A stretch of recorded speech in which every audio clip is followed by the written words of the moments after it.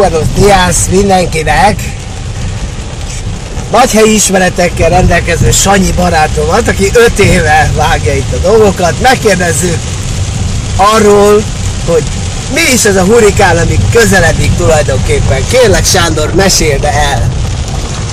Nem értem a kérdést, Rudolf. Tehát ezt a hurikánról mondjál valamit azoknak, akik sose látnak esetleg ilyet. A hurikán egy borzasztóan veszélyes élőlény. Több százmillió éve fejlődött ki, és azóta a csendes óceán és az Atlanti óceánon garázdálkodik felhő formájában.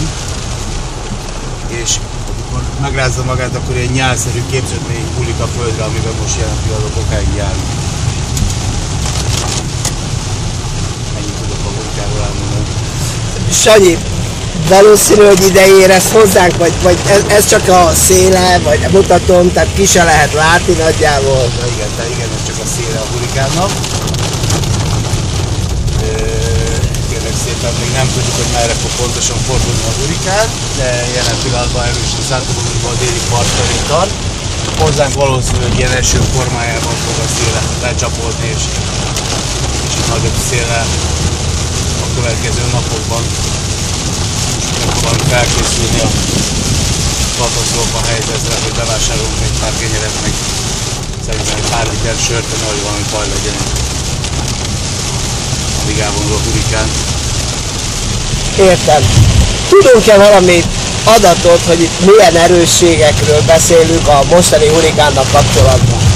A mostani hurikán jelen pillanatban még csak trópusi vihar formájában hagyja el a kis Antillákat. Valószínű, hogy a Puerto Rico és a Dominikai Köztársaság a Hispaniola sziget közötti szakaszon fel fog erősödni egyes erősségi hurikánnál, ami 50 és 75 mérföld per órás szelet jelent, tehát ez kilométerre meghatározva kb. 120-130 km per órás széllel és 20 mérföld per órás sebességgel közelít a dominikai partokhoz. Egyébként jelen pillanatban vörös riasztás van érvényben Dominika teljes déli partján, illetve Haiti teljes határvonalán. Az északi parton, mi tartózkodunk jelen pillanatban, itt a kék, azaz a trópusi vihar riasztás van érvényben. Ilyenkor mai napon a bankok zárva vannak, iskolában nem mennek a gyerekek, mivel mindenki motorral való közlekedésre van bejelentkezkedve, és ezért elég nehéz lenne motorral bármit is megközelíteni. Esetleg... A riporter, amikor érzi, hogy az alanyag kifogy a témából, akkor gyorsan belekérdez valami másból. Igen, azért mondom, esetleg még valami van ezzel kapcsolatosan, amit hirtelen el tudnám mondani azoknak, akik Magyarországon a kánikulában ülnek. Szopjanak el. Ez egy kicsit külön, ha tudom. Köszönjük, ennyit a dominikai időjárás jelentésről, most pedig zene. Ja nem, még egy picit mutatjuk a tájat.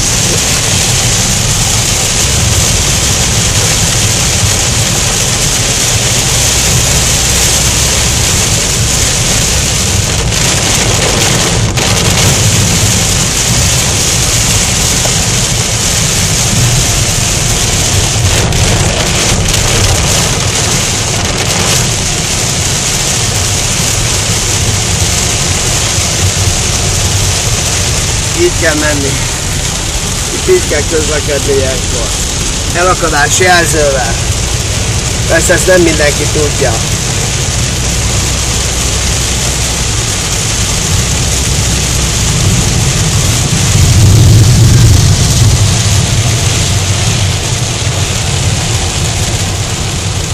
Hát ezt sajnos nem tudom igazán jól mutatni, de talán igen.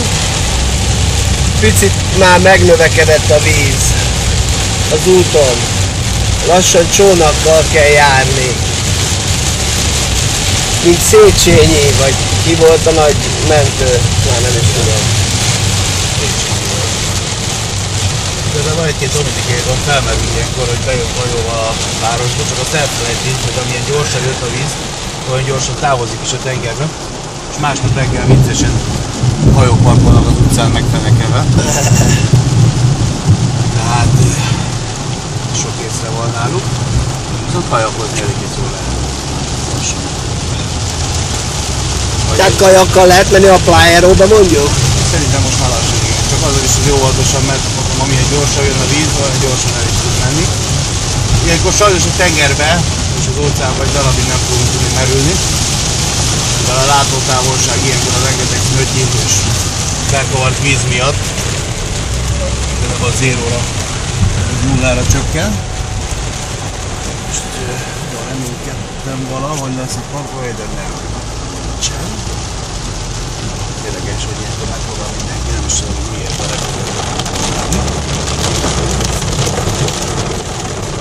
ha csak nem vízzel a kamera, Rudolf, akkor egész most kikapcsolni. Akkor nem, beszaladunk így a Playa-róba. Egy ilyen felvételt csinálunk. Nem ázik a nap? Meglátjuk. Elvileg nem. Tehát... Nem, nagyon esik, nem kockáztatunk, akkor kikapcsolom.